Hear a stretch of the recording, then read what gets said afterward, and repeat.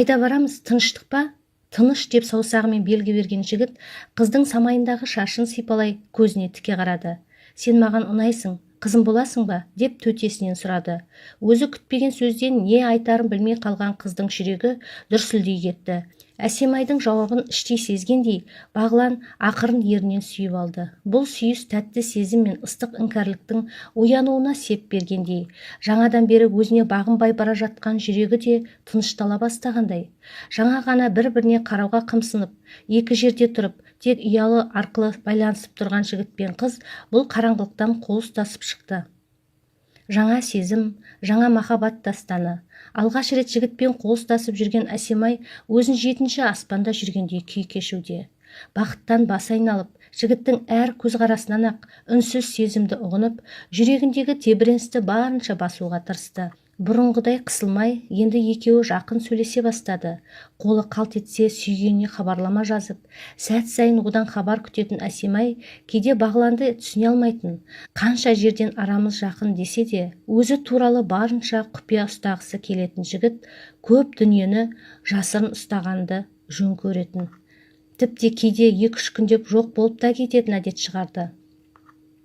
Бірнеше күн іздеп, әбден үмітін үзе бастаған сәтте қайта оралып, түрлі сылтаулармен қызды алдап арбап алатын.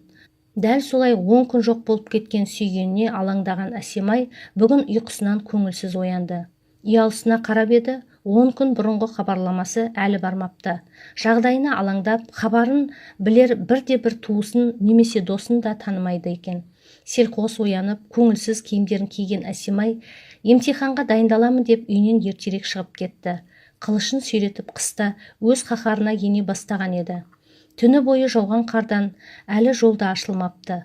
Амалдап жеңіл көлік жүрген жолмен үлкен көшеге қарай шыққан қыз аялдамаға әзер жетті. Жақындай бергенде өзіне таныс бейнені көзі шалды. Бағлан! Әсемай, жаным, қалайсың деп бетінен сүйіп амандасқан жігіт дереу түрін мұңайтты. Қайда жүрсің? Саған қатты алаңдадым ғой. Ауылға барған едім, телефонымды жоғалтып алдым. Сол жақтан кеше түнде келдім, ренжімеш, хабар бере алмадым, деп тағы бетінен сүйіп алды. Айналасындағылардан ұялған қыз төмен қарап, ештеңе сездірмеуге тырысты, дегенмен ішінде мұң сұрақ. Тағы да кезекті ақтаулармен қызды тез көндіріп алған жігіт автобус келгенде қыздың құлағына сыбырлады. Сені сағынып кеттім, бүгін сабаққа бармай-ақ қойшы, кешке дейін бірге уақыт өткізейікші деп ұсыныс тастады. Ертең маңызды емтиханы болса да, сүйгеніне деген сағынышы бұл ұсыныстан бас тартқызбады. Екеуі бірге қалаға жеткен соң орталық парк жаққа қарай аяңдады. Таң атпай келген екеуі әлі ашылып үлгермеген саябақта серуендеп жүр. Қол ұстасып ұзақ жүрген екеуі біраз уақыттан кейін тоңада бастады. Кешке дейін әсем қалада бірге уақыт өткізген екеуінің арасы бұдан әрі жақындай түскендей еді. Сүйгеніне риясыз сенетін Әсемай соңғы кезде тіпте Бағланның бар ырқына көніп, сол үшін барлығына дайын болды. Тіпте кейде үйдегілеріне емтиханға қыздармен бірге дайындалып жатырмын деп алдап, сүйгенімен бірге таңдатырып та келетін. Іштей бұл әрекетінің дұрыс емес екенін түсінсе де, сүйгенінің айтқанына еш қарсы шыға алмайтын. Жоқ десе сол күні өзін тастап кетердей күй кешіп, оның бар мінезіне де қылығына да үнсіз көнетін. Емтиханы аяқталып, ауылына демалысқа қайтқан Әсемай сүйгенінен жырақта 2 аптасын әрең өткізді. Баяғыдай әр демалысында ата-анасына қолғабыс болудың орнына керісінше аңдығаны телефон болып, ұзақты күн бөлмесінен шыққысы келмейтін. Одан өзіне де белгісіз бір әлсіздік басып, жастыққа басы тисе ұйықтай да беретін. Сабағынан әбден шаршаған болар деген анасы да қызының бұл хәліне түсіністік танытуға тырысатын. 2 аптасы 2 жылдай өткен Әсемай Алматыға асыға жетті. Ағасы жұмыста болып, күтіп алуға келе алмайтынын білген қыз бірден сүйгеніне хабар берген еді. Екеуі қол ұстасып, жалдамалы пәтер жағалай сағыныштарын басу үшін кете барды. Дегенмен ауылдан бір түрлі шаршаңқырап келген Әсемай сол пәтерде сүйгенінің құшағында көзі ілініп ұйықтап кетіпті. Есіктің қатты дүрсілдеп ұрылғанынан шошып оянған қыз орнынан атып тұрды. Жан-жағына қараса ешкім жоқ. Әр жерде шашылып жатқан киімдерін тауып, аяқ-қолы дірілдей киіне бастаған қыз есік жақтағы таныс дауыстан одан әрі дегбір қашып барады.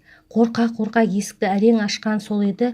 Әлгі оңбаған қайда? Саған айтамын, қайда? Саған не істеді деп ағасы жанұшыра бөлмені аралап жүр. Дірілдеп өзінен өзі сөйлеп жүр. Әбден зәресі ұшқан Әсемай жанарынан аққан жасын сүрте есіктің алдында дірілдеп тұр. Аға, кешіріңізші, аға деп дауысы дірілдей әрең шығуда. Ақымақ басым-ай, ақымақпын. Саған не істеді әлгі оңбаған? Зорлады ма? Әлде деп қарындасына оқтала қарады. Көзін тарс жұмып алған қыз дірілдеп сөйлей алар емес. 4 жыл бұрын университеттің соңғы курс түлектері достарының туған күніне жиналып көңілді кеш ұйымдастыруда. Сол кафедегі официант қызға бір топ жігіттің көзі түсіп, қайбіріміз осы қызды қаратамыз деп ойнап бәстеседі. Дегенмен Алмат өзі достарымен бәстесіп алып, сол қызбен кездесіп жүріп ғашық болады. Нәп-нәзік талдырмаш қызбен кездесу үшін әр сәтті тағатсыздана күтетін. Шұғыла да жігіттің сезімінен кетәрі болмайды. Екеуі қол ұстасып жүріп, Алматының түнін талай бірге көшеде өткізетін. Таңға дейін екеуі сырласып, түнді таңға жалғайтын. Уақыт өте қарым-қатынастары одан әрі жақындап, сезімдері беки түседі. Сондай бақытты күндердің бірінде Шұғыла Алматтың о бастағы бәстесуі туралы біліп қояды. Оңбаған, сонда мені пайдалану үшін достарыңмен бәстестің бе деп бетінен салып қалған сәтте Алмат ештеңе түсінбей қалады. Ашуға булыққан қыз жігітті тоқпақтай бар өкпе ренішін айтып, жігіттің сөзін тыңдамай үйіне кете барды. Сүйгеніне қатты ренжіген қыз оның ақталуына да мүмкіндік берместен сол күні-ақ ауылына қайтып кетті.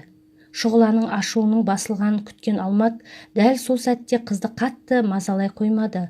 Ауылында жүріп ашуы басылғанша біраз жүрмекші болған қыз үйіне келе мазасы болмайды. Жолдан тамақтан уланып қалған болармын бәлкім деп ауруханаға да барады. Дәрігер ұзақ тексеріп, соңында гинекологқа жіберген сәтте ғана не болғанын түсінді. Шағын ауылдағы емханада сөз тұрмайды ғой. Сол күні кешке-ақ ауылдың әйелдері өзара гу-гу әңгіме барысында Шұғыланың жүктілігі жөнінде сөз қылуда. Қанша жасырғысы келсе де, ата-анасы бұл жағымсыз хабарды естіп, қызын сұрақтың астына ала бастады. Қу тізесін құшақтап, мүлдем тіл қатпаған қыз таңға дейін көз ілмеді.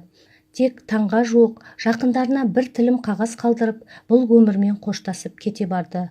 Шұғыла мен Алматтың ортасындағы қарым-қатынас туралы тек інісі Бағлан ғана білетін. Әпкесінің өмірін күл-талқан еткен сол бір оңбаған жігіт туралы ешкімге тіс жармағанымен, іштей сол күні қалайда кек аламын деп өзіне серт берді. Арадан 4 жыл өткенде Алматыда әлгі жігітті кездейсоқ көріп қалған Бағлан артынан еріп барып, тұратын үйін анықтап алады да отбасын зерттей бастайды. Осылайша оның әдемі қарындасы Әсемайға көз түседі.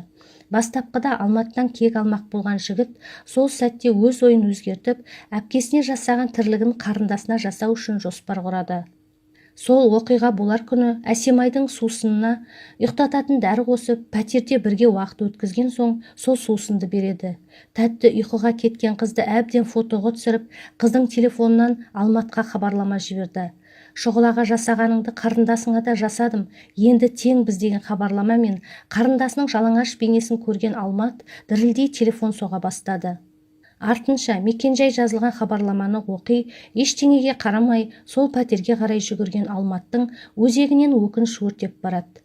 Қыз ары, қазақ халқы үшін қашанда биік, дегенмен Алла алдында некесін қимай, ақ жолдан адасқан қаншама жастарымыз бары рас. Қыз сезімге ерік берсе де, жігіт ұстамды болса, қаншама қара көздеріміз адал жолмен адаспас еді. Әттең, өкініштісі, бұл кезде Әсемайдың да аяғы ауыр еді. Ағасының жасаған ісінің құрбанына айналған қыз тірі өлікке айналғандай. Қанша рет өз-өзіне қол жұмсамақ та болғанымен, ағасы мен жеңгесінің қолдауының арқасында өмірге шекесі торсықтай ұла келді. Ағайын туыстан, тіпті ата-анасынан да барынша жасырын ұстаған бауырлар баланы тула жеңгесінің атына жазып берді. Өмір бумеранг. Бұл өмірде жасаған әр амалымыз өзімізге оралары хақ.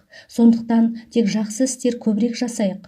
Ұлымызға қызды қадірлеу, сыйлаудың мәнін ерте жастан ұқтырып, ал қызымызға ар-абыройдың маңызын әрдайым құлағына құйып отырайық. Ең бастысы, қыздарымыз жыламасын, өзге жанның құрбанына айналмасын.